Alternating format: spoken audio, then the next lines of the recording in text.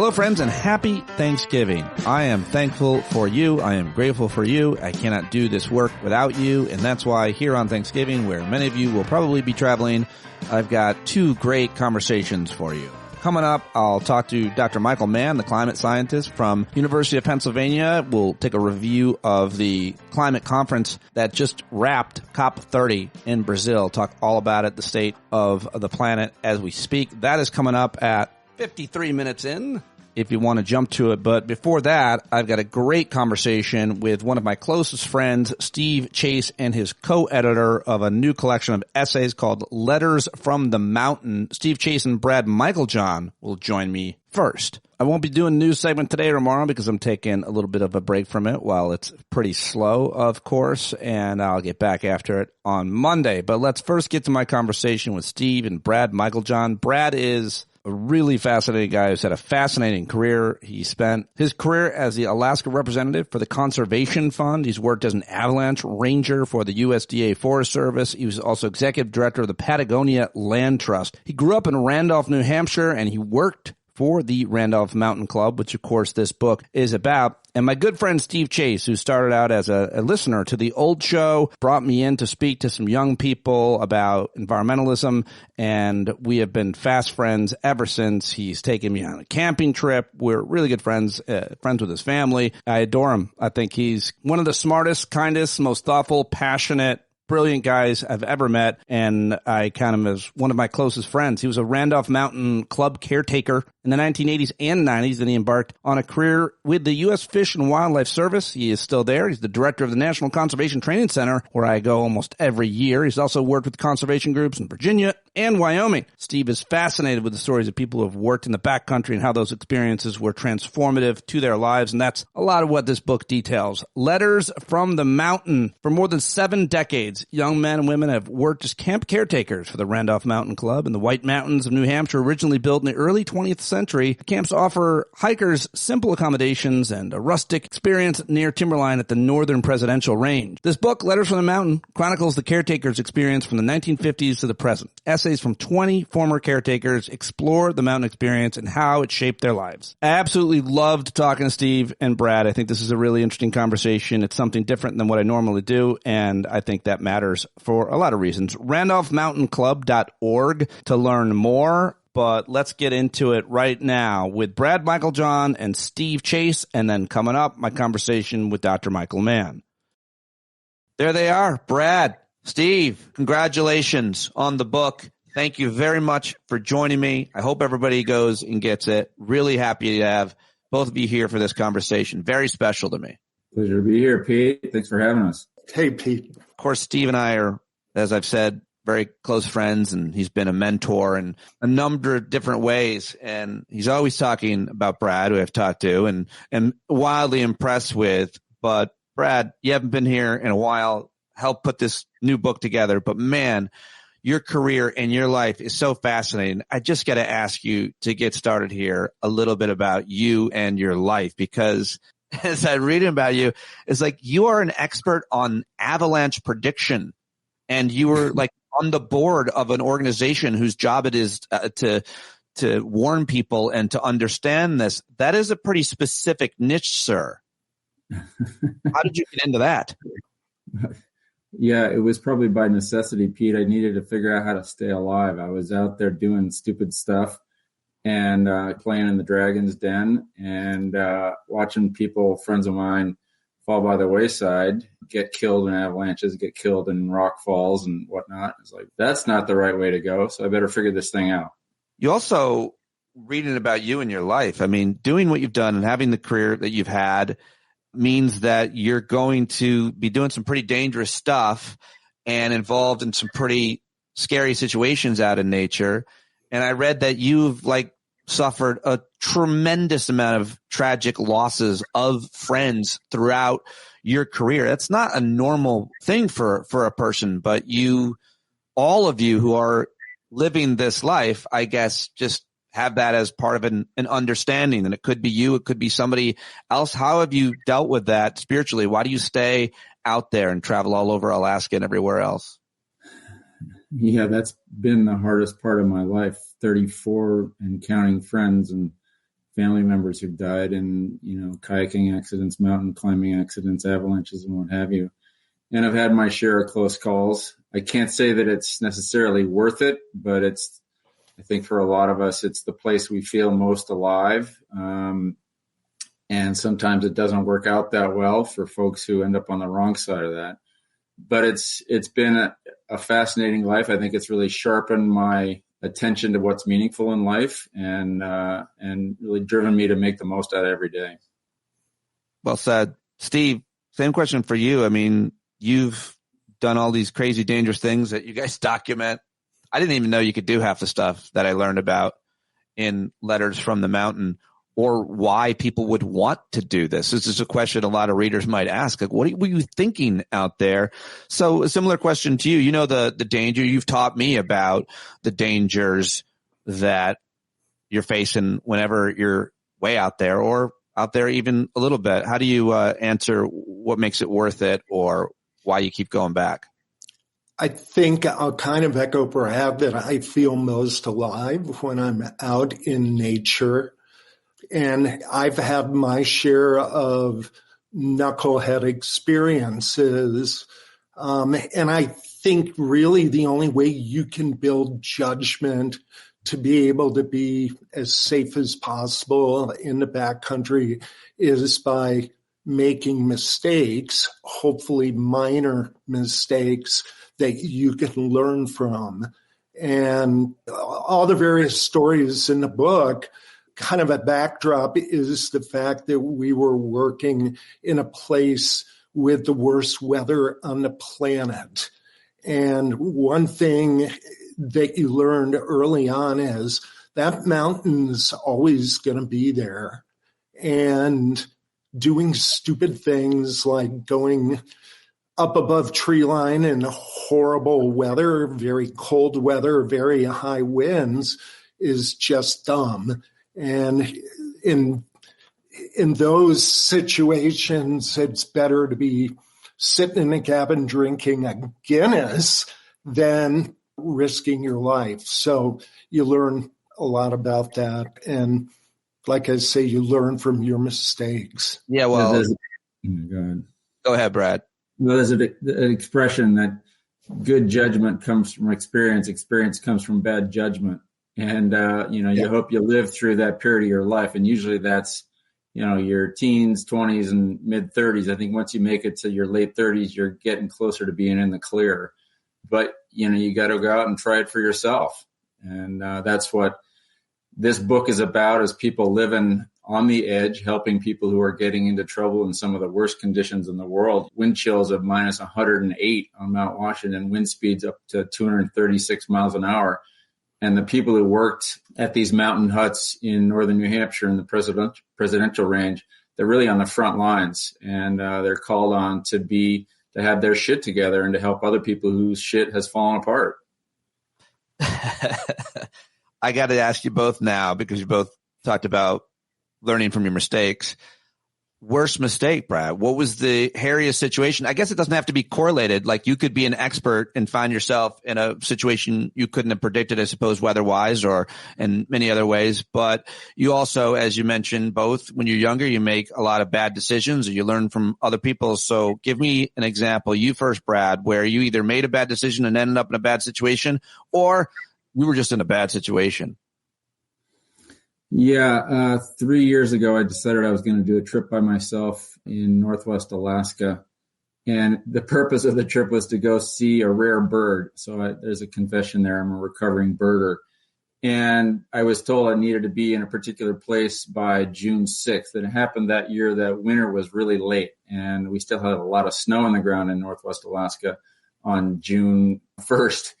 And so I started out in sneakers, as I usually travel in Alaska in the summer. And within the first couple of days, I'm knee deep in slush, like a giant Slurpee. And I had a pack raft, and it was either wade through the slush or try to paddle through it. So I decided I was going to try to paddle through it. And one thing led to another, and I'm floating down this slushy river, and suddenly it turns into an ice canyon, and I'm 8 feet down in this ice canyon thinking, this is how it's going to end. Like, I'm going to end up stuffed under this ledge in this ice canyon that I can't get out of. Fortunately, land ho, I cleared it. I was like, that was one of the fucking dumbest things I've ever done. But in a way, could you have predicted that though in any way, given all your experience, the river of slush? I mean, and in a way, I guess having the back raft made a difference. Yeah, well, I probably could have dug a little deeper into the weather forecast and the current conditions, but I'd kind of set my mind to it. And there I was in like Flynn, and I had to fight my way out of it.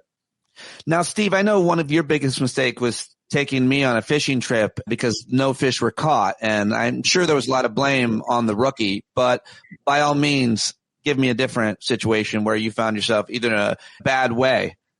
I'll tell you a story that happened maybe in mid-'80s.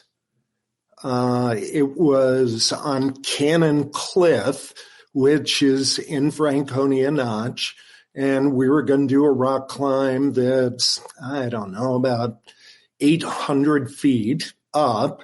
And it ends by climbing up the left side of the Old Man of the Mountain. Now, the Old Man of the Mountain actually fell off the mountain about 20 years ago. But back when we were doing that rock climb, it was still there. So we go up the first 6 rope lengths or pitches, and I'm with 2 friends, and we're standing on a pretty big ledge that's right below the Old Man of the Mountain, and it starts to rain. And then the wind picks up, and then it starts to sleet. And I look at my friends and say, you guys bring gear for this? I brought a wool sweater. I didn't bring anything else. And my 2 highly experienced friends, who are both in this book, had T-shirts and shorts. So we looked at each other and said, holy shit, we're stupid. And if this weather gets worse, we could be in real trouble. We ended up climbing those last 200 feet up the Old Man of the Mountain in pouring rain and sleet and on the verge of panic. And fortunately, we got to the top. And once we were up there, we were good. But that was stupid. Oh, man. What do you say to people that are listening to this or watching this? Brad's laughing about this because by the way, I feel like I could just go, you next, Brad. Okay, Steve, go ahead. And you could just give me more and more of these, either about yourselves or somebody else. You get out of those fixes and you feel like a hero. You actually don't. The part about being stupid doesn't stick with you. That's the hard part about learning. Like if you get away with it, you don't really learn. It's like, oh, I'm a hero. I was awesome. I was better than the conditions, so I pulled it off. I feel like for everybody who experiences similar lives to you, and most of the people who submitted letters for your book all have a similar personality trait of that kind of self-deprecating at the end of the story or the situation while you're in it. How could I be this stupid? I'm an experienced person. This is not the first time I've done. How? It always, or to the other person, how are they that stupid? Because they too are a veteran of all things that one can experience. It seems like a common trait, that kind of self-effacing. How did I end up here knowing what I know? I wonder if like tribal people did that to themselves, or is that like a Western culture psychology thing? Yeah, the stupid ones got weeded out. Nowadays, the stupid ones run government. Wow. A deep cut. He's right there, Brad. He's sitting right there. So let's talk about New Hampshire and Gray Knob and the book and why you guys decided to do this, because, it's kind of interesting. I guess you grew up in New Hampshire, right, Brad? But then you spent a lot of your life living and traveling around the world, it would seem, but especially in Alaska, which from every picture I've seen that you or Steve or anybody else has ever taken looks like one of the most beautiful, amazing places in the world. So why do you go back to New Hampshire after living in Alaska? How do you compare or describe its natural beauty given everything that you've seen and witnessed, Brad? It's interesting, Pete. Like I've been around the world and I've been in a lot of wild places, but New Hampshire keeps kicking my ass. It's some of the worst weather, as we talked about. And it's the training ground. It's the place that taught me everything that I know. And so it's good for me to come back and keep being humbled by these little, what in my mind are relatively small mountains. I've been, up to 23,000 feet, and the White Mountains are up to 6,000 feet. So why is it that I get my ass kicked in New Hampshire on 6,000 foot mountains? It's kind of the original proving grounds for me, and it keeps testing me. That's why I come back. It's also where my roots are. My family's there. I go back 4 generations in the White Mountains. My grandmother was one of the early women's rock climbers back in the 1920s, climbing in wool skirts and on hemp ropes and, doing crazy stuff that I'd probably be freaked out to do nowadays. My understanding, and your grandfather was actually one of the mountains. Is that right, Brad? No, I was named for Bradford Washburn, an early cartographer. So, yeah. That's a tough legacy to live up to. So what is it, though, about the weather? I'm sorry. When I think of Alaska, the harder issue there is the lack of civilization if you needed help. And it's just such a huge swath of land. But I also would imagine Alaska's weather is pretty extreme, too. What is, and then you made that, difference between 23,000 and 6,000. I have no idea what you guys are talking about in terms of what is so rough about New Hampshire. And is that why their bones are thicker?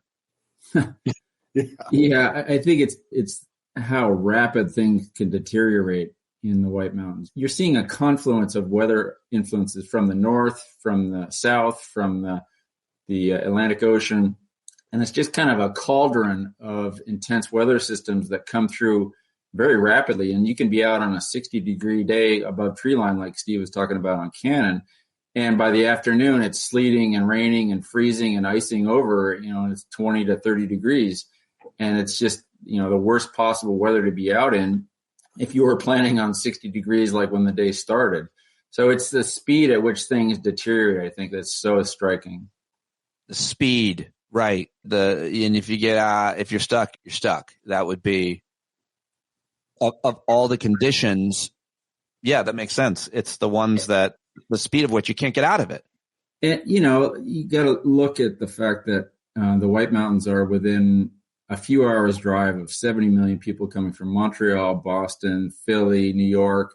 And there's a lot of idiots that can get up there, and be strolling around in their shorts and running shoes and got nothing to deal with the sudden change in weather. That's what makes it so dangerous. You got a lot of willing victims putting themselves out there who really don't know what the hell they're getting into. And so that's where the problems come.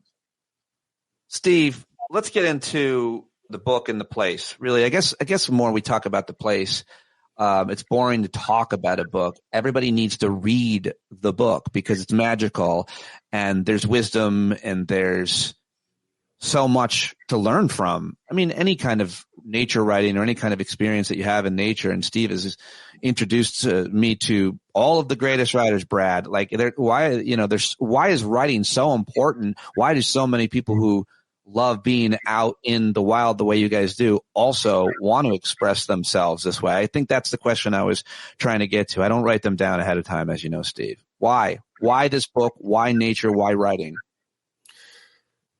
The places mean so much to us that we want to be able to express how we feel about those places. And it seems, at least for me, that writing about those places ensures that they're stored in perpetuity. So whoever wants to learn about that place can read about our experiences, and hopefully that will make them want to have their own experience in wild places. So, yeah, I guess that's the simple answer. With me personally, in our friendship, you've actually forced me to have experiences in wild places.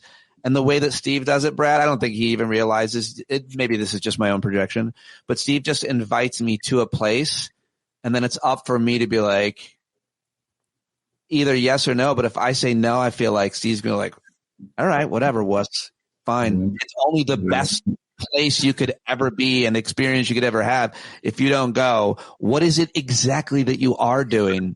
I can't make up an alternative. So I always say yes. But same question or any question you want to answer now that I'm done talking, Brad. Well, it's a primitive experience that we evolved for, right? Like what we're doing now. We're living this sort of caged existence that any damn fool can get through. But when you're having to live by your wits, it's really drawn on, millions of years of human evolution that produced, our bodies and brains to survive in difficult situations. And so to be able to tap into that and use those skills that we evolved for really is a primitive or primal experience. And I think part of the reason people want to write it down is because they want to make sense of it. It's like so overwhelming that they need to get it out of their minds and down on paper to look at it and go, yeah, that's what that was about. Yeah.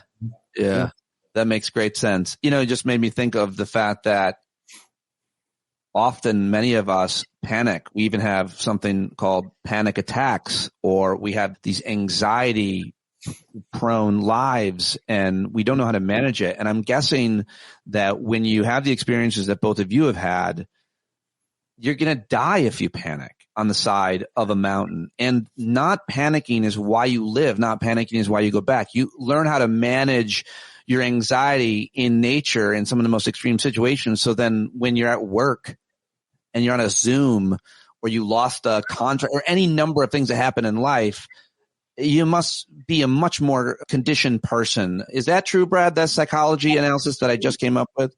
Yeah, I think when it's real, when you're really up against it, you don't have the luxury of panicking. It's like, oh, I got to deal with this. Panic is, it's just wasted energy.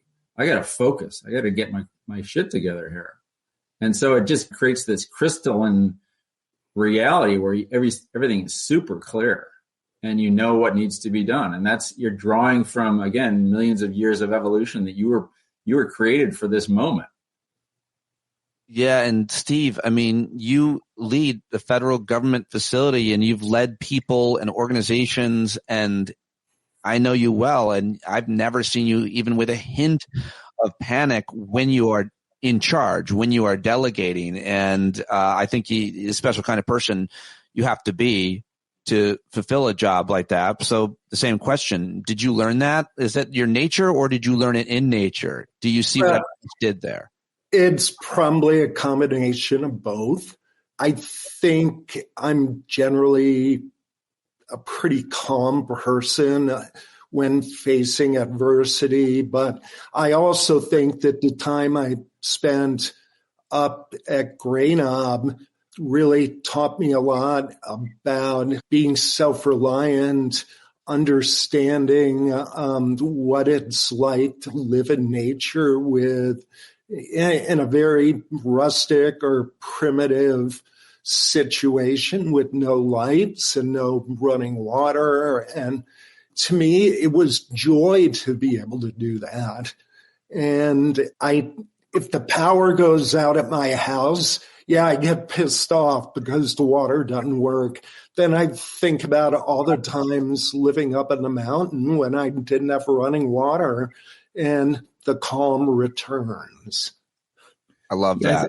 I think of it as, the opportunity to be a caretaker in these high mountain huts in New Hampshire is kind of like getting to be Henry David Thoreau again, and a lot of people have been inspired by the book Walden and Thoreau's experience, and they kind of fantasize about, wouldn't that be cool? Like, oh, that was so quaint.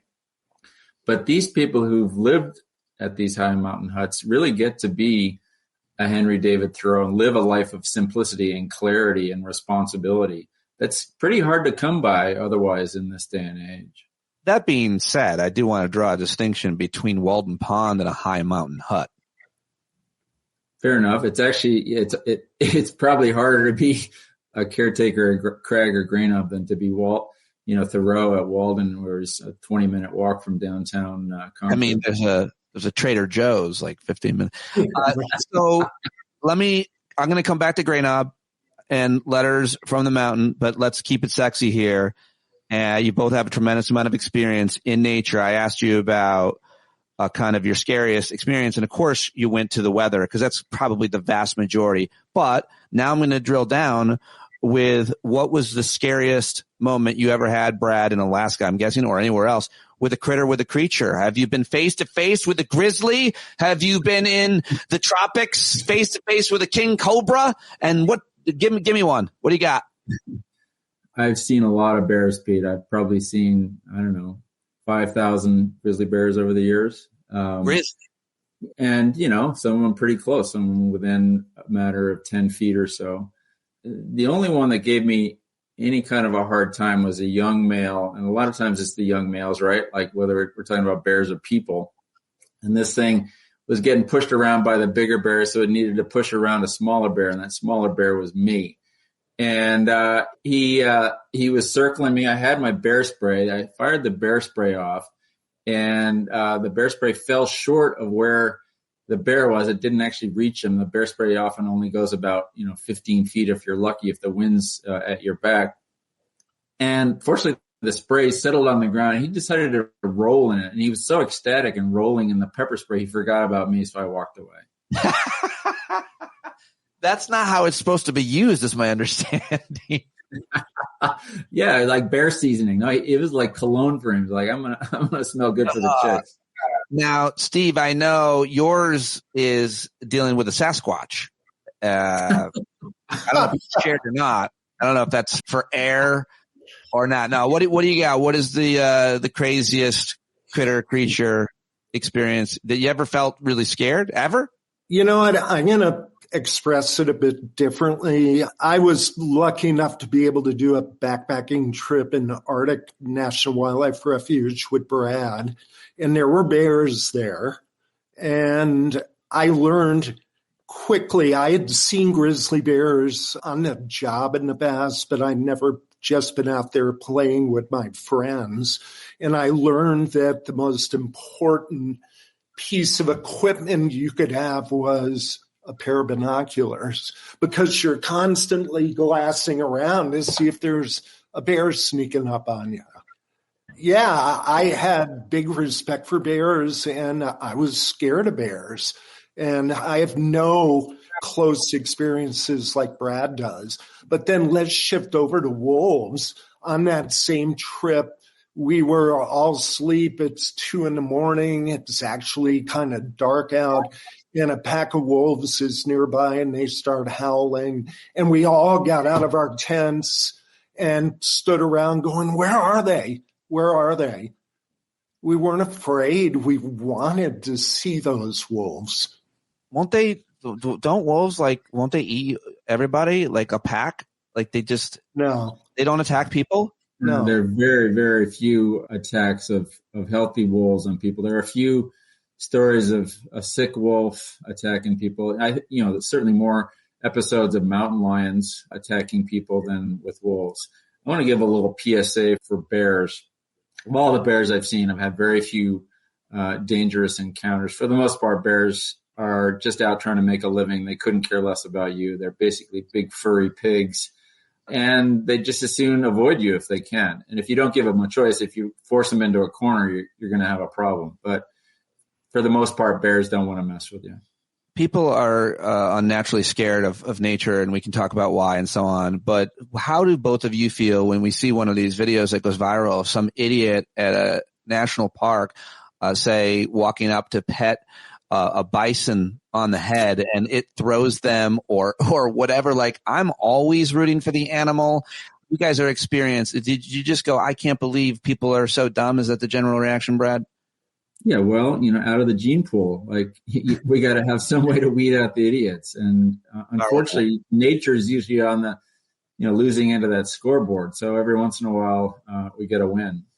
You say all that, but I had a pretty scary experience. I don't think I ever told you this, Steve, with a bear in Australia. It was a koala, and it took a swipe at me. I ended up kicking the shit out of it, though. And I said, I talked shit as well.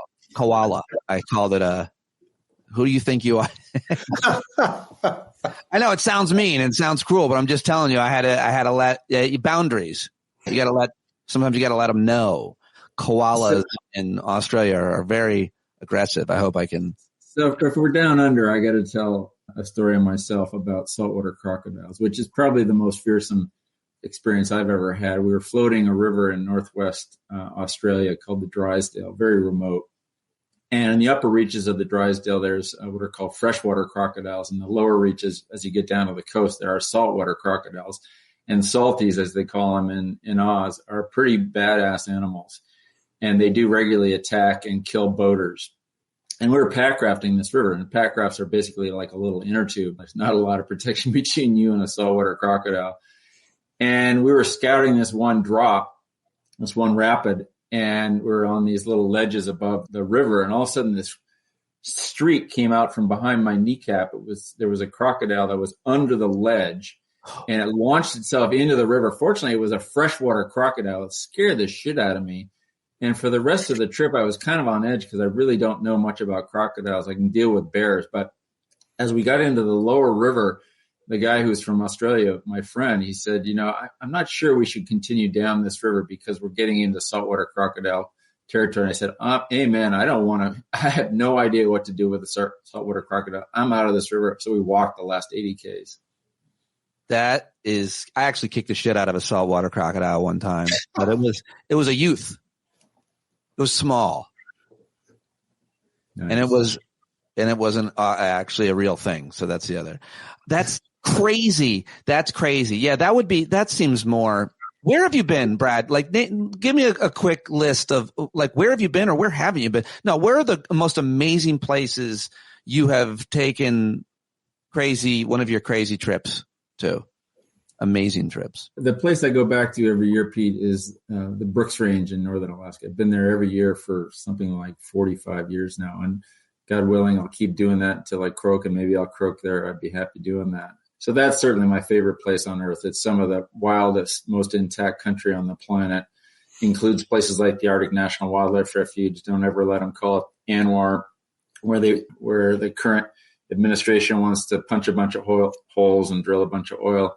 But that's probably my favorite place. I've been to every other continent besides Antarctica. I haven't been to Antarctica and probably won't. So, yeah, been a lot of places. Do you have a preference for the kind of environment you want to be in? Mountains. It's always got to have mountains. I don't know why. Just having grown up around mountains, I got to have mountains in sight. It's how I navigate. If I'm in a flat place, I get totally disoriented. I got nothing to bear off of. I need to have mountains to figure my life out. Yeah. Well, that's an interesting and obvious observation. Most people wouldn't have thought of if they hadn't done that, had the experience you had. Steve, what about you? Where you've been all over the place as well. Where are your favorite places? I think my favorite place continues to be the Northeast Northern Forest. So the White Mountains and then the river country in Northwest Maine. Even when I was in Arctic Refuge, I would dream about the White Mountains. Oh, wow. So I'm a New Englander that's really focused on that being my place. And I have traveled around the world to a certain extent, but not like my colleague Brad, who's just been everywhere, it seems, all with great adventure. Let's talk about Gray Knob. Letters from the Mountain. You guys did a really amazing job and obviously a lot of work over the years archiving things and getting in touch with many of the caretakers who submitted pieces for it. You've had plenty of your own experiences on it. But Steve, why this mountain? Every time I've talked to you, I think in my life, you work it in. If you want to know something about Gray Knob, just say, hey, Steve. And he will tell you, why is it so special? Why is this mountain so important? It started 50 years ago, and we're in high school geometry classes in the back of the room, not paying attention. And Brad is there, and he invites me to go up to New Hampshire for the weekend. So we hopped in a car with his parents, drove up to Randolph, New Hampshire, where I had never been. And the next morning, we threw on our backpacks and headed up the mountain. And we ended up, after 3 miles and 3,000 feet, at a cabin called Crag Camp, which is near Gray Knob. And the view and the position of that camp is unmatched in the White Mountains. The view, it was the most beautiful thing I'd ever seen. And then you walk into the cabin and it just felt like a home. And other people that were there that night felt almost like family, and I didn't know who they were before that day. And so it very quickly felt like home to me. 3/8 of a mile away from Crack Camp is Grey Knob. It's in a different kind of place in the mountain. It's in a little hollow tucked back against the ridge. There's no real view there, but that cabin was and is insulated. And, it's funny. We were talking about this a few weeks ago, and someone said when I walked into Grey Knob for the first time, I felt like I was in a Tolkien novel. And damned if that isn't exactly what I thought when I walked into Grey Knob that first time. So I just started going up there every chance I could.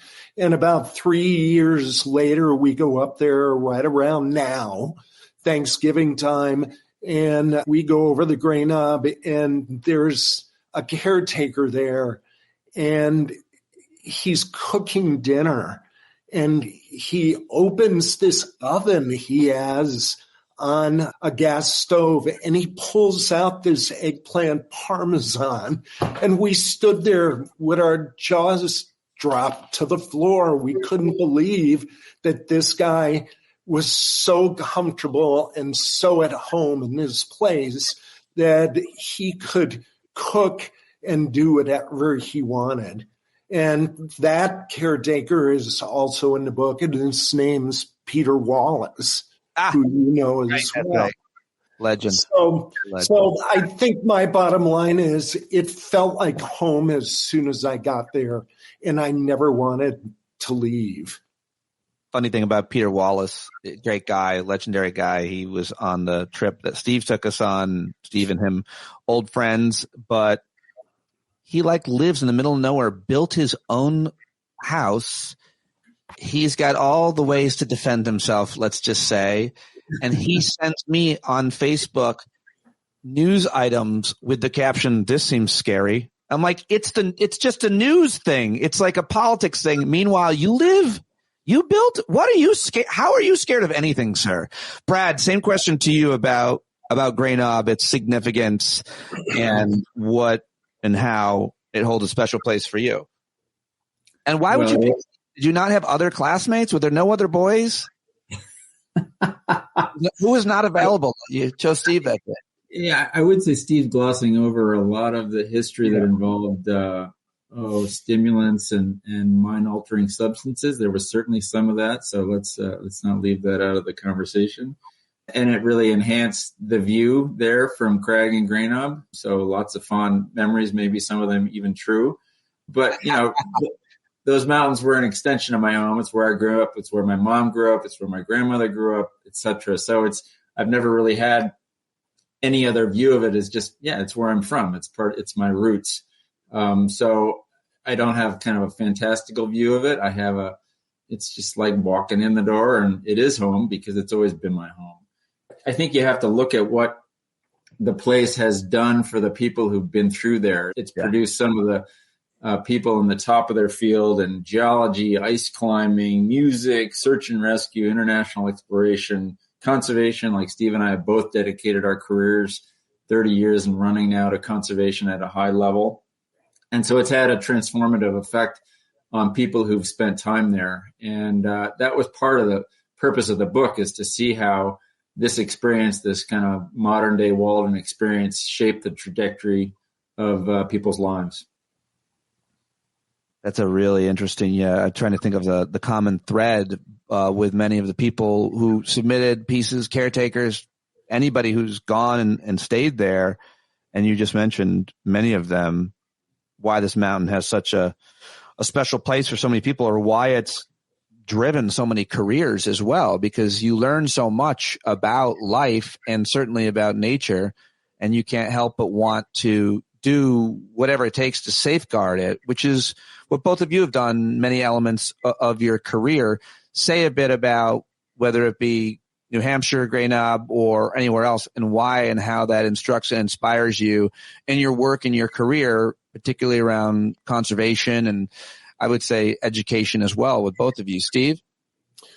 One thing that really stuck with me when I was working at Gray Knob, and I worked there all through the 80s, one way or the other, spent 2 summers there, worked the trails for a season, and then did a spring stint right before I actually started my career.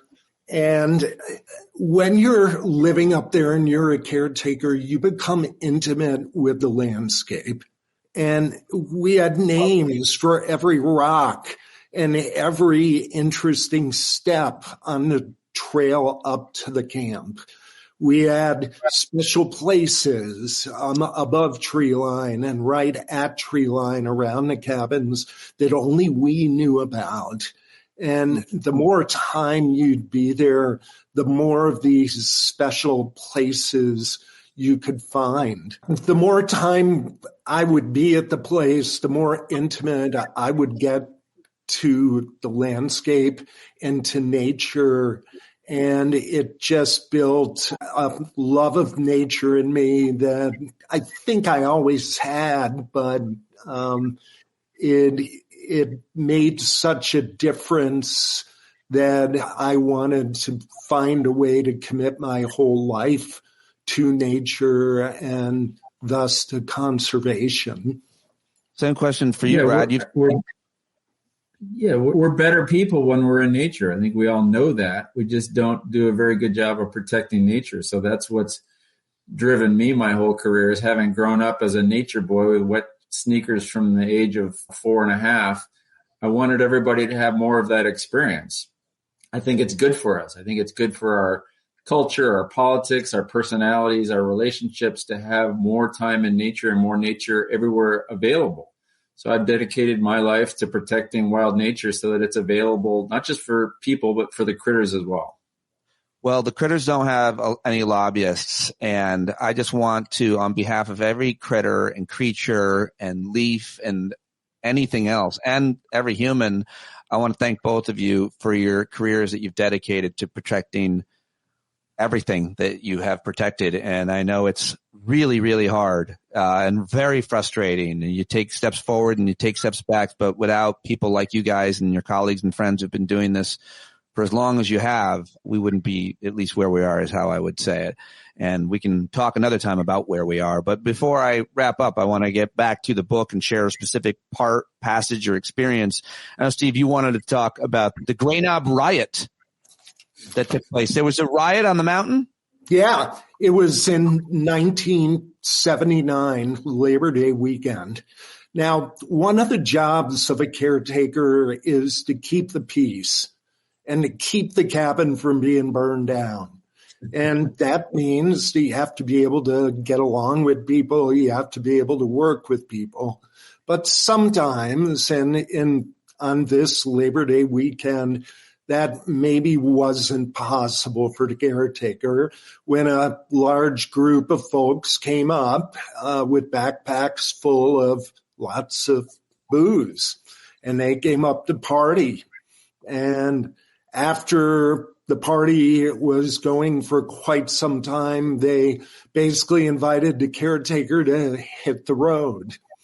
So the caretaker found some folks that were hiking down the mountain and wrote a note that the hikers brought down saying, "Help, the cabin's been taken over by partiers."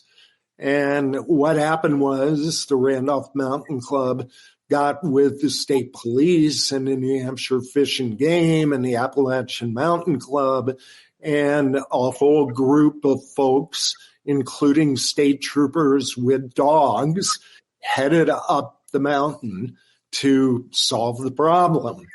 Now, the problem is they started hiking up about 8 or 9 o'clock in the evening and didn't get up there for a number of hours. And what you have to understand is if you're a caretaker, you can dance your way up that path and down that path. But if you're someone that is not used to taking that path, it's a very, very difficult hike. It's very steep. It's very rocky. And needless to say, when the posse got to the cabin, they were not happy. And they went into the cabin and regained control. Why you're so sanitized when you tell this? Let me give you a little flavor of that. So yeah, I'll just read from the book. The next guy around the corner was State Trooper Peter Roberts with a big maglite flashlight in his hand. He just clobbered the first body he saw, Mike Pelshot, right over the head with a maglite. There was blood all over the place from Mike's head, and Mike was screaming, "Wrong guy, wrong guy." The guy we're holding, we dropped him and he bolted. Oh, man, what a show. We finally got him all calmed down. We marched him down to Lowe's path with the handcuffs on. Got him down to Lowe's store just at sunrise. Said, okay, empty your packs. The trip's over. Oh, my God. That's how many people were partying? Like, how many people did the cabin fit? I should have asked that to begin with or mention it. It holds about a dozen people with comfort. And when you said they invited the caretaker to leave, they kicked the guy out? Basically, yeah. Seems like a real dumb thing to do. Did you try to get in touch with any of the partiers or rioters for the book? No, but I did talk to the caretaker. And he gave me his side of the story, which we made sure was reflected in the book as well. Former disgraced Congressman George Santos said he was there. Is that true? You know, some of these guys were there on the Capitol on January 6th. Yeah. They went right. Years later, those 12 met again on January 6th to climb the walls, and they fell. They fell off the wall. They were those ones. Brad, give me one more anecdote or read something else or tell me one last thing here about the book and why people should get it and read it and why people should obviously go visit if they're ever in New Hampshire. Christmas is coming up. It's a good item for a stocking stuffer. So the book's available from the Randolph Mountain Club. I'm sure Pete will put a link in the show notes. Yep. So go out and buy it. Support the cause. It's a great cause. Supports the Randolph Mountain Club. My fondest memory is hiking up with Pete Wallace, Bill Arnold, and Mike Pelshot with a 168-pound cast iron stove on a pack frame. I was there. Yeah. Yeah. And, this trail is basically straight up 3,000 feet, rocks and roots and slop. And I remember Wallace had the pack frame on. We'd have to swap out like every 15 minutes because it was a crushing load, 168 pounds. I'd never want to do anything like that again in my life. And Wallace flipped over, turned turtle, feet in the air, strapped to this pack frame, strapped to this 168-pound stove. And that kind of sums up the caretaking experience back in the day. It's a little more sanitized now. Oh, my God. Why would you do that? What's the payoff? It's a game changer to have this oven. Well, yeah, you needed to stay warm. We needed to replace the wood stove. And back in the day, we didn't have money for helicopters. So everything had to get up by grunt labor. Does everything get up there? Now, how are things transported, whether to Grey Knob or other places there? Do we have to carry our own beer and booze and food, or are there is it stocked? You have to bring up all your own food, but the club now uses helicopter runs to get everything up there for the cabin. Well, let me ask you then a real dumb question. I mean, we could go on and on about this in terms of food and whatever else you would bring, but what is the thing that we all bring? Because it's the lightest, and is it that it gets us to? Do people just bring bottles of whiskey, or it's like you mentioned a Guinness, I was like, who's bringing a fucking 6-pack of beer or whatever? That's heavy. So how do you decide what alcohol to bring on the trip, knowing you have to carry it? That's my question, Steve. I think it's just personal preference. So if you have hikers show up and they have Jack Daniel bottles sticking out of the side pockets of their backpacks, as the caretaker, you would have to figure out a way to be able to manage that, especially when you have a mom and dad and 2 8-year-old kids in the cabin looking out the window with anxiety that the folks with the Jack Daniels are going to show up. Typically what you do in that situation is go, hey, Have you ever been to Crag Camp? No. The view, it's the best view in the whole mountains. And they'd go, thanks a lot, man. And they'd hike over to Crag Camp. And the family. I got one more clip of strange stuff carried up. So here's a clip from Guy Stever, caretaker in the 70s. He writes, for some strange reason, they chose that night to lug an outhouse door up to Crag. Not something to be assembled up there, but an actual door. I guess I probably thought the cool evening temperatures would make it easier. The lower amphibrac was not an issue. On the upper amphibrac, I occasionally hit a limb and got twisted sideways. The old spur was something else. With each step up, I'd ram the door into a limb above me, come to a jarring halt, and then stumble backwards to regain my balance. I lacked the brains at the time to just leave the door there and come back for it in the daylight. I kept going, ramming into trees, getting twisted sideways, stumbling along until I finally got to Crag Camp. I guess this just proves that the road to shaping our lives' trajectories is not necessarily a linear progression, that one sometimes stumbles backwards, literally. That's perfect. Here, let me give you one more short passage that's not about parties. Phil Knight is now a guide in Yellowstone. He was a winter caretaker in 84 and 85, and he wrote this about Grey Knob. I am haunted by mountains. A few nights ago, I returned to Grey Knob Cabin in a dream. While it looked different, as places often do in the dream world, I knew full well where I was. There are not many places I go to repeatedly in my dreams. My childhood home is one, Grey Knob is the other. That makes it home for my soul. I'm not sure who I would be if I had never gone to Grey Knob, never rambled the high country of the northern peaks, never bouldered on the troll walls, never stood at tree line transfixed by the song of a white-throated sparrow, never bushwhacked in the King Ravine to climb virgin ice, never laughed with close friends on the quay till my sides hurt, never spent 8 months in the honored and obscure position of Grey Knob caretaker. Grey Knob ruined me. Yeah. Good for him. Amazing, amazing. Gentlemen, thank you so much for doing this with me. Congratulations. Go to the RandolphMountainClub.org right now. Get the book, support the club. Brad, Steve, for all your work, your careers, thank you so much for joining me. Really fun, interesting, completely different, and I am very grateful to both of you. Thank you. Good to see you, Pete. Thanks so much. Thanks, Pete. Well, there you go. Letters from the Mountain.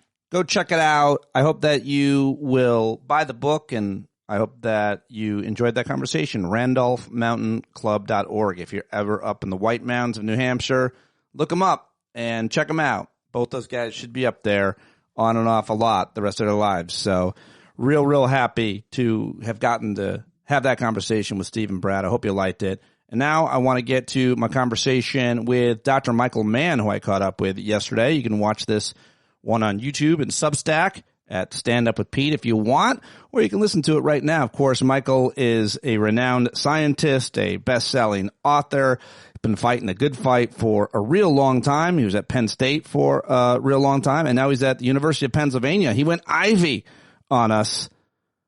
He's won all kinds of awards. He's one of the most respected in the country on these issues, climate education, media communication, policy, and we're so lucky to have him. I'm so lucky to be friends with him. You should get all of his books, including his most recent awesome book with our friend Dr. Peter Hotez. You might remember that was the last time he joined us. It's called Science Under Siege. His book before that, Our Fragile Moment. He also wrote The New Climate War and more. Learn more about Michael online at michaelmann.net. Follow him on Facebook, Instagram, and Blue Sky. All right, let's do it. The latest with Michael Mann. That's it. All right, I'm going to go live on the several platforms. Yeah. 3, 2, Dr. Michael Mann. Look at that. Look who we've got. One of the greatest. Always good to see you, sir. Thank you very much for joining me. We're going to talk about the big climate conference that just wrapped up, your feelings on it, and anything else we can get to. How are you? Happy Thanksgiving Eve we're talking on. Yeah, same to you, my friend. It's great to be with you.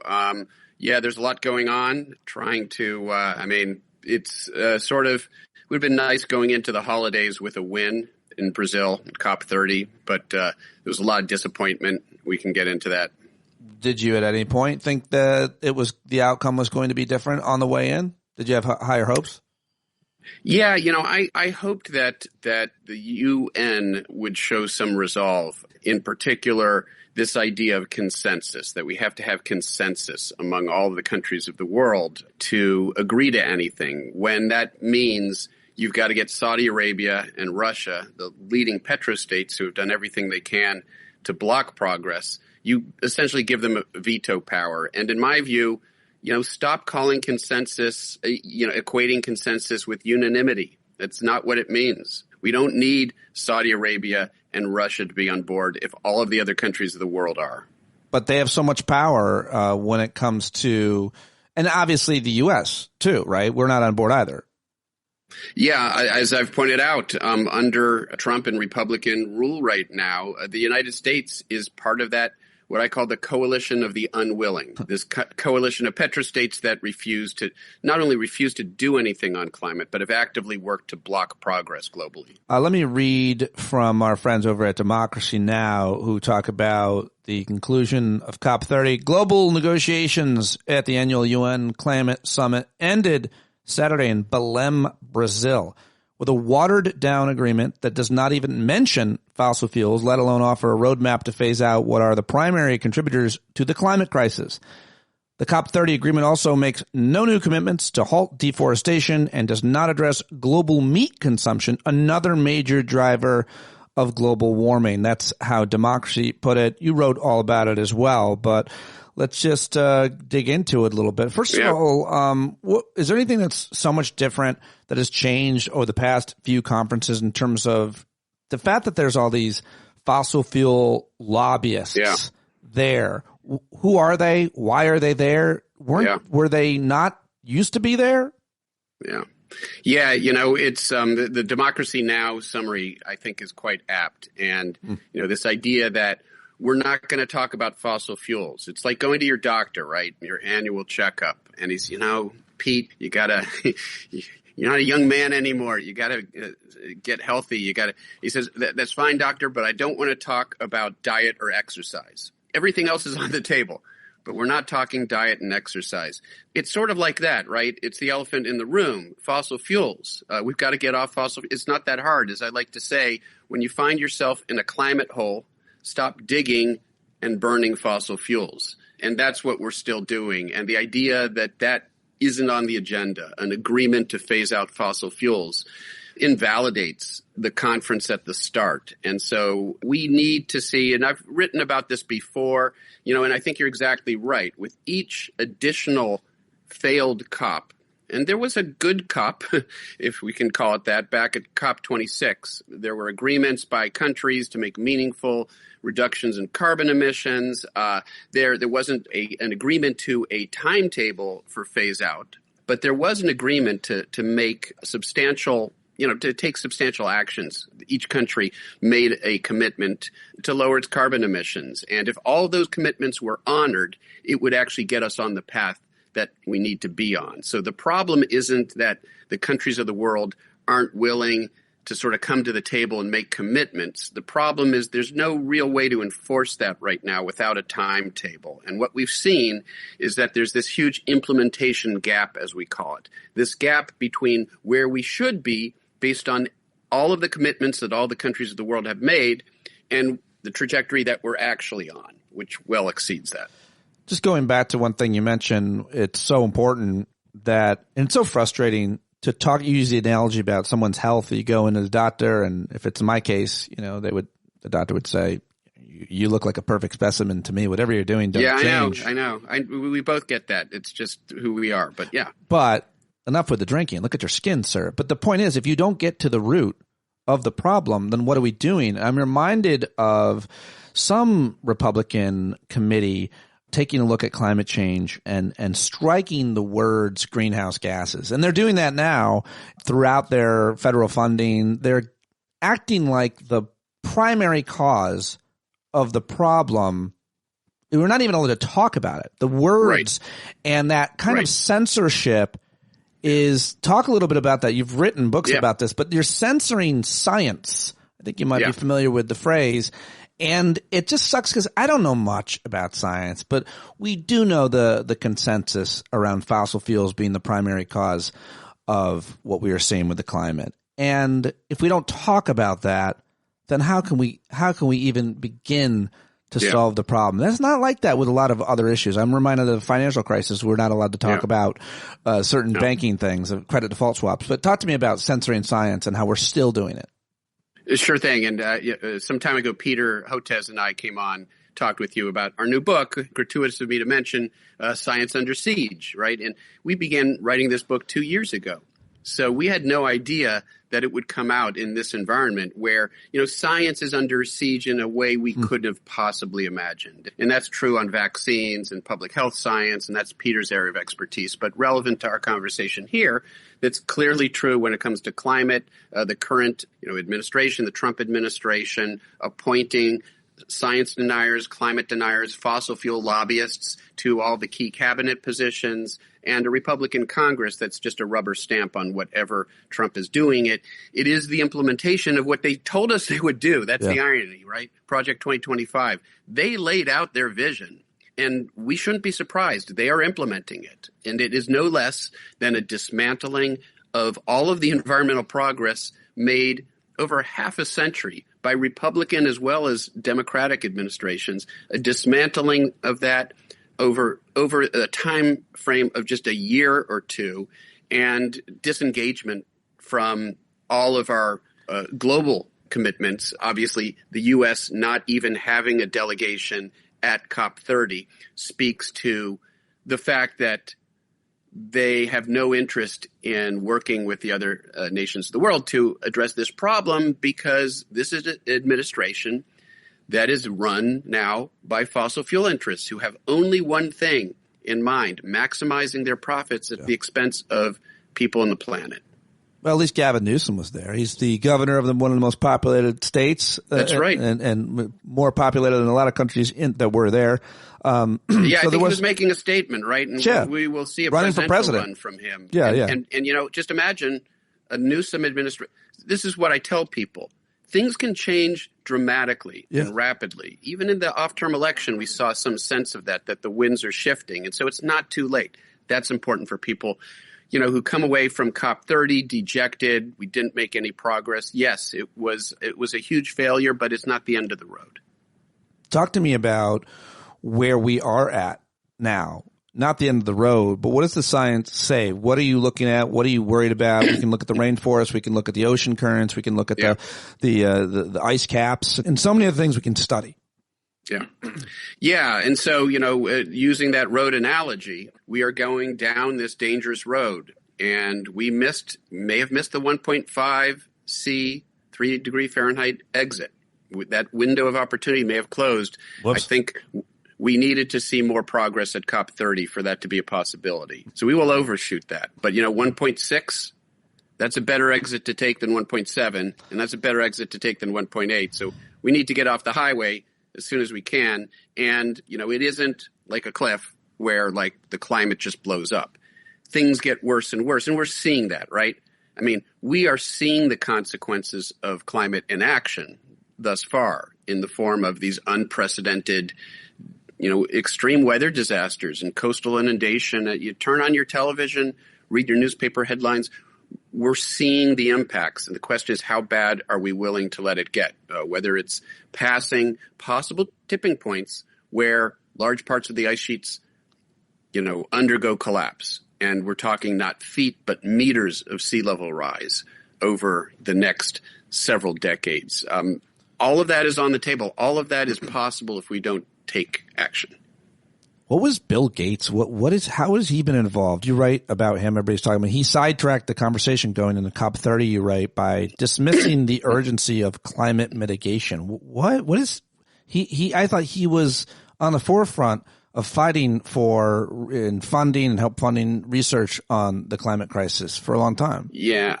So that's a misconception. It was interesting to me because a lot of people are like, whoa, it's a pivot by Bill Gates. He was a climate hero. Those of us who've been following him and his messaging for years know better. I've been criticizing him for more than a decade because the approach that he's taken is actually to downplay the viability of a clean energy transition.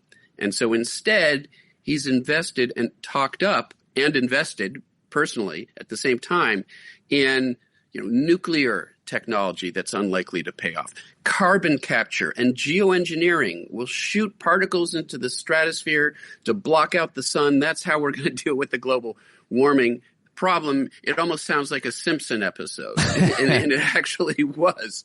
And so as I like to say, if your only tool is a hammer, everything looks like a nail. If your only tool is like techno fixes to problems, like patches to the awful Windows 95 operating system that was so virus that's the world that Bill Gates comes from. And he's looking at this as we just need to put a patch on this global operating system. And as I said in my commentary, if you crash the planet, you can't reboot it, Bill. Talk about China, what they're doing differently, because it would seem that they are leading on renewable energy. And the reason for that is not because necessarily pollution or climate, but because it seems to make sense. It seems to be a sound investment. And there's less pollution in China and elsewhere. But what there seems to be a lot of talk about what they're investing in terms of their grid, in terms of vehicles and the rest. They still obviously have coal-fired plants, though. Yeah.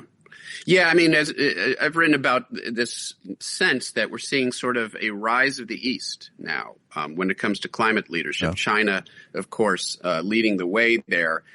They are, as you say, investing far more in renewable energy, solar, wind, making that technology available to the rest of the world, lowering the price of solar panels. They're doing all those things, and that's great. But at the same time, they're sort of still talking out of both sides of their mouth. They were not especially helpful at COP30. They were not one of the countries, for example, there were 80 countries that said, we want to commit right now to a fossil fuel phase out, to phasing out fossil fuels on some agreed upon timeline. And China was not part of that. Obviously, Saudi Arabia, Russia, the United States, they are petrostates now. The U.S. is now one of those petrostates as part of that alliance. We didn't expect them to support it, but some of us might have expected China to support a phase-out agreement, and they didn't do that. So they're still hedging their bets, I think, to some extent. They want to see a little more progress on the part of the West. If the United States disengages, China can easily make the argument, hey, you're the world's biggest legacy carbon polluter. You've put more carbon pollution into the atmosphere than any other country. You've caused more warming and climate damage than any other country. If you're not doing your part, why should we? Shouldn't we have access to cheap fossil fuel energy to continue to build our growing economy? When it comes to climate science and the consensus, have things been happening faster than predicted by scientists like you and others and the whole panels, the consensus, or have some predictions been wrong and they're happening slower? Is that also a stupid question? No, it's a great question. I'll tell you, I'm already thinking about the next book that I'm going to write, and it'll probably be, I'm working with the title, The Truth is Bad Enough. It was something that my good friend and mentor Steve Schneider said decades ago when talking about the climate crisis. The truth is bad enough. We don't have to exaggerate it, especially when that exaggeration can foment doom and despair, right? Oh my God, it's so huge of a problem. There's nothing we can do about it. Right. And it's unstoppable. We're seeing runaway feedbacks. All humanity is going to be dead in 10 years. There are some protagonists out there making that argument, and they have large followings. That it's too late to do anything. And we've talked about this. You and I have talked about the danger of doomism here. And so we have to be truthful to what the science says. And I always, come down on this idea of conveying both urgency. That's critical because we're seeing worse and worse damage with every fraction of a degree of warming. There's the urgency, but the agency. It's not too late to do something about it. And the truth is bad enough. When you look at the warming of the planet, it's right in line with the predictions. Most people don't realize that. The warming that we've seen is almost exactly what scientists decades ago predicted we would see if we followed the pathway of fossil fuel burning that we followed. Even ExxonMobil's own scientists, before they were fired, predicted where we would be pretty accurately. Now, I think what you're getting at, and this is true, some of the consequences of that warming are actually exceeding what we predicted, because there are processes that are important in ice sheet collapse that weren't in our models. And what we're seeing is the ice sheets are more dynamic than our models had them being, say, a decade and a half ago. They can collapse faster than we thought.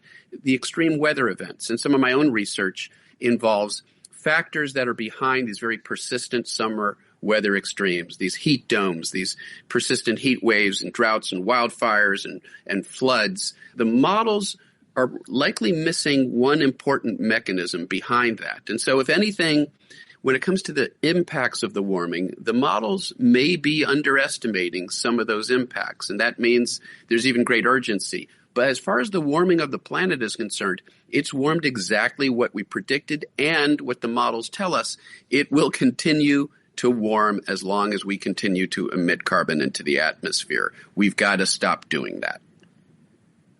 You are probably one of the best people to talk about this next issue and subject, which is the conversation about the climate crisis and where is it?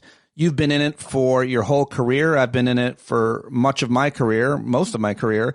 And now you've gone from Penn State. It's like, what, 70 years, Pete? I've been, by the way, one of the anxieties I have around hanging out with my dad is, my dad's 80 and I'm going to see him tomorrow. We look exactly the same. I'm 50 and he's 80. And you cannot tell the difference. I got to send you a picture. I hear you. My dad's 91. Oh, yeah? Same boat. Do you guys look alike? We got to exchange pictures of our dads. So anyway, the question is, you're now at UPenn Center for Science, Sustainability, and the Media. How has the conversation changed? I feel like, without any data in front of me, but you can chart these things, how many mentions something gets in mainstream media and so on. You can see where resources and funding are going, and you could just take the general temperature, zeitgeist. Where is the protest movement in the streets? What is Bill McKibben doing insane, et cetera? And so I feel like because of the daily barrage of crazy that comes with our commander in thief, everything else falls by the wayside because of the hot air that he generates constantly, and the controversies and the scandals and the real important decisions the Supreme Court is making. What does the data say? Where is the conversation? What can we do better? Yeah, thanks, Pete. I think you've summarized it in a way I haven't heard anybody else do so effectively, which is there's this crowding out in the news cycle.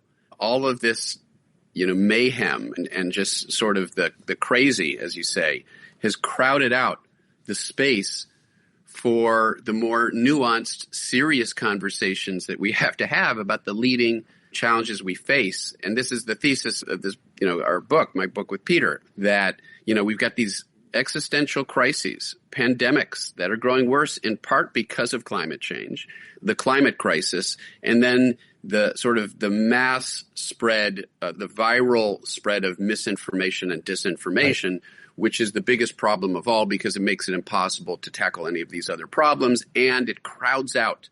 It's exactly as you say. It's crowding out the space. It's hard to get on a network news program anymore to talk about climate. It only happens when there's some disaster. The last time I did a round of media interviews on national media with national media venues was with the Hurricane Melissa when it struck. That's more than a month ago. It's crazy that when you see a hurricane, you realize how it's going to affect your personal schedule. I'm going to get calls to join, but it's also crazy that has to be the case. We've got to find better ways and all do better, including myself, to make sure we slot in segments, to make sure we keep people aware of this. Because in the end, what we're talking about here is also a public health crisis, but so is concerns that the CDC is being run by sorcerers and witches and grifters, more importantly. I didn't mean to disrespect sorcerers and witches because it's grifters. And so when we're talking to our friend Peter Hotez, you're over here talking about climate change, and which is a longer term consequences. You don't see the public health crisis as much. It more likely affects marginalized communities, which is true of every public health crisis. But Peter is over here trying to be like, no, you can take aspirin. Like the fact that we have to address a conversation about Tylenol, we so often don't get to talk about the actual root of a problem, and we're distracted by problems. That's exactly right, Pete. And it's because there's this concerted effort to confuse the public discourse, to confuse the public, to throw so much mud on the wall that Peter and I spend all of our time trying to scrape the mud off the wall. And we don't have time. We have to be aware of that tactic, and there are effective ways to deal with it. But even in the climate space, right, the conspiracy theories about chemtrails and the EPA Lee Zeldin, the head of the EPA, made an announcement. I played it on the show. He's going to look into contrails or something. Yeah, well, they're going to, and they're releasing, the FBI, you probably saw the other day, is releasing a classified report on Bigfoot. Well, that I find important. I think that's something they do need to get to the bottom of. Well, provide some hope that they'll then release that report, those Epstein papers too. So, but we'll see. That'd be great if they were conflated somehow. It turns out Bigfoot was actually being sexually trafficked by Jeffrey Epstein. Crazy how he was a big. I think that is part of the QAnon theory. Actually, it's not. It's actually not. Unfortunately, comedy's dead because wait, is that real? No, it's not. Wait, maybe it is. I don't know. You're right. Yeah. You're right. So the attention being paid to the issue is something that we really need to try to do a better job at, but you have to be able to also monetize things and make a career out of things. And it's like, if we don't label our conversation today, Pete Dominick destroys Michael Mann in a competition of baldness, people might not watch. Yeah, actually, as a fundraiser, you might have something there. But I can think of a few other colleagues we could probably invite. Panel, maybe a panel. For sure, a panel of balds. You don't know our struggle. So, in conclusion, sir, I am so grateful whenever you join us. What about the current political conversation in America around climate? What about the current legislation or judicial conclusions, or the Supreme Court seems to decide on so much of what might go through the legislative branch. What are you kind of paying attention to? Is there any asks, any pressure that could be put on Congress in any way, given the state of our politics? Yeah, it's a great question. I mean, I would just say, look at the off-term elections. What it shows is that people are mobilized. People are angry. They're upset. They're beginning to understand just how much damage this current administration and Republican, the administration with support from the Republican Congress and a Republican-stacked, Supreme Court. We're seeing how much damage can be done when the right has a stranglehold on our politics and no obstacles to implementing their agenda, their anti-science-driven agenda. And so the solution, there's no way around it. We've got to turn out. We've got to mobilize and turn people out in huge numbers in these midterm elections to begin to right this ship. If we want to restore the rightful role of science in public health, in addressing the existential climate crisis, if we want to make any progress there in this country, and that's critical to the global effort, right? If the U.S. doesn't show leadership, there's a tendency for other countries to fail to do so as well.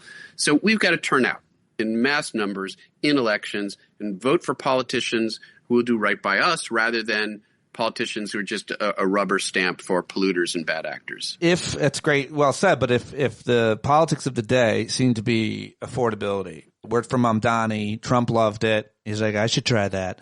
And it's a pretty good platform to run on when it comes to the affordability of energy. I think that's the only thing that seems to matter to move people towards a cleaner.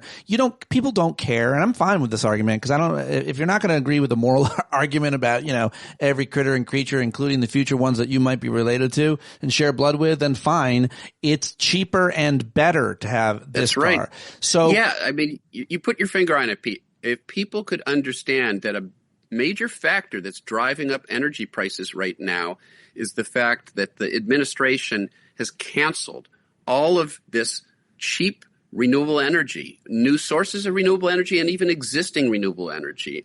So we have this cheap, clean source of energy, and if we were embracing it, if we were continuing with the policies of the last administration, we would be on a trajectory where energy prices get lower and our environment benefits from it. But instead, they are blocking wind, they're blocking solar, they're doing everything they can to kill the renewable energy industry in this country, and it's driving up prices. And at the same time, they're investing in coal and steam and feelings and things that don't work and pollute. And obviously in oil, they're going to drill off of California and the Arctic Wildlife Refuge and in Florida, although Florida's Republicans are not having it. I just heard yesterday because, not in their backyard. But at the same time, they're disinvesting in the future while the rest of the world is investing. They're investing in the past to create more demand for, but regardless of markets and subsidies, it would still seem, my understanding is that solar is very competitive now with natural gas and other forms of electricity. It's cheaper. It's cheaper on a levelized basis. And the only reason that we're not seeing faster movement towards those sources of energy is because of an administration that's providing all sorts of subsidies, direct and indirect, for fossil fuels. And they're blocking, the irony here is if they just kept their hands off the market as they claim they like to do, the free market, they support the free market. If we had a free market, we would be moving even more dramatically towards clean energy. Every time you hear a right-winger criticize Democrats or liberals, calling them socialists or communists. I've said this forever. I'm like, well, you're not a capitalist. You don't support capitalism. And let's just talk about energy. We don't have to talk about healthcare or any other industry that gets subsidized or that government picks winners, which is what they do in the rest of the world. But let's just talk about energy. And if the free market were allowed to compete without all the subsidies, without all the investments and so on, at this point, well, we wouldn't have any of it if the government wasn't investing in research, which they're also not investing in. But if it were a more level playing field, you would see that you're not a capitalist. You're not because energy is part of the price of fucking everything that we have. Wait, you're saying that they're hypocrites, Pete? No, I don't even do that anymore. I'm not even like, because I don't appeal to shame anymore. I still put shame aside, put humiliation aside. I still think sometimes people could be logical and reasonable about something. It's like, listen, argue for capitalism. Go ahead. But don't act like that's what this has ever been.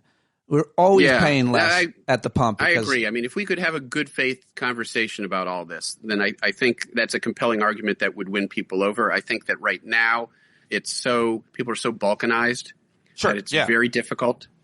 But the way to unbalkanize them is like, drive my fucking electric car, drive it around. Look at my home energy prices. Like, just sell it, proselytize this stuff. I've had solar panels and EVs for the longest, longer than everybody, and nobody cares. Everybody just I've tried to be the change I want to see, but my neighbors are like, those are ugly. All right. It does actually make a difference. I mean, there are studies that show that what your neighbors are doing when it comes to clean energy. I did it because I'm on the radio. I did it because I'm on the radio. I did it because I'm on the radio. If I'm talking to you and other activists and I call myself an activist, I can't then be selling ads on my show for petroleum, and I can't then, most importantly, in my life, be driving an F-150. I love pickup trucks, but I can't be sucking gas all over the place. But I do still eat animals. You got to choose your vices. In your case, it's all those steaks that you eat. I eat way too many birds and animals, and so that didn't come up. They said democracy now. How much of an issue is that? Now I'll let you go. The eating of the animals. Is anybody doing anything about that anywhere? What I would say is, like, shaming people over their dietary choices, their food choices, backfires. And there's a lot of research that shows that. What we can do is, like, make healthy choices ourselves, create a good example for other people. Like, hey, I've changed my diet. I'm eating much less red meat. I feel great about it. Sort of make the positive case. And again, government incentives that help people make healthier choices for them and for the planet at the same time. You're the greatest. We're talking about the climate crisis with the best person to talk about it with, Dr. Michael Mann. Always appreciate when you join me. Everybody should go get his new book he wrote with our friend Peter Hotez, michaelmann.net. Is that your website? It is. Yeah. Yeah. So I thought, I was like, wait, this is your website that I'm reading from, right? Yeah. And no, it's the other Michael, the director. Make sure you don't go to the director. Have you guys ever met? No, we haven't. But as I try to explain to people, he directed Heat, but I predicted it. Oh, look at you. Look at you. Yeah. Yeah. All right. Thanks for watching live, everybody. I'm going to hit end and we'll talk to y'all later. All right. There you go. Who needs a day off? Come on. Thanksgiving Day. And I got these two great conversations for you on the ride. It was always learned live radio that you don't take these days off. So there you go. I hope you appreciate it. I hope you learned as much as I did. I hope you enjoyed it as much as I did. And tomorrow I'll have Jared Yates Sexton, because I try to be here almost every day with you, and I appreciate you being here with me and your support. Patreon.com/Pete Dominic. Feel free to upgrade your subscription anytime. It started for as little as $5, but a lot of you pay so much more, and I am so thankful and grateful to this entire community. Love you guys. John Carroll taking us out as he always does. Have a good day. I hope it goes well. Hey, you've been sitting so long, you got the creaky knees, you gotta stand up. Stand up. I think your driving wheels been leaking grease. Boy, you better stand up. Stand up. Well, there's a whole lot more of us who know what's right. They'll keep right on ignoring us if we keep sitting tight. You got to open up the window to let in some light. You gotta stand up. That's right. You got to rise up. You got to stand up. You got to stare the devil straight in the eye. We got to let him know it's his turn to go. See it clear when all you hear is a lie. Don't get up off of your butt, get down off of your fence. Even if it ain't a very friendly audience, well, they'll begin to listen when you start making sense. And you stand up. Stand up. Point your rifle to defend your town. Just stand up. Stand up.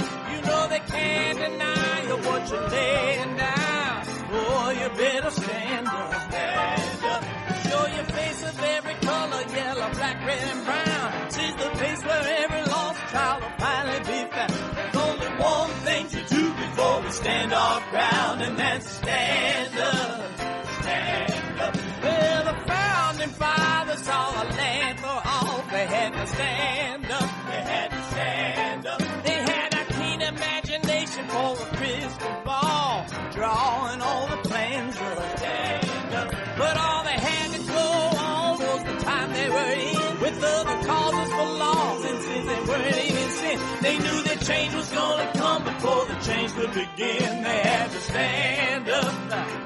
All right, they had to stand up. We got to stand up. We got to look the devil square in the eye. We got to let him know it's his time to go, and make it clear when all we hear is a lie. Why you lying awake wondering where the money all went?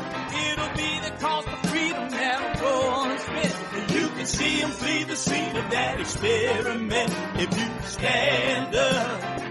All right. We got to speak up, we got to reach up, and raise your voice in every way you know how. Don't be toes up, you got to show up. Ain't no better time to do it but now. No need to pledge allegiance to no wanton tribe. Rise up, show obedience to the voice inside, and listen well and it'll tell you not to run and hide. It says stand.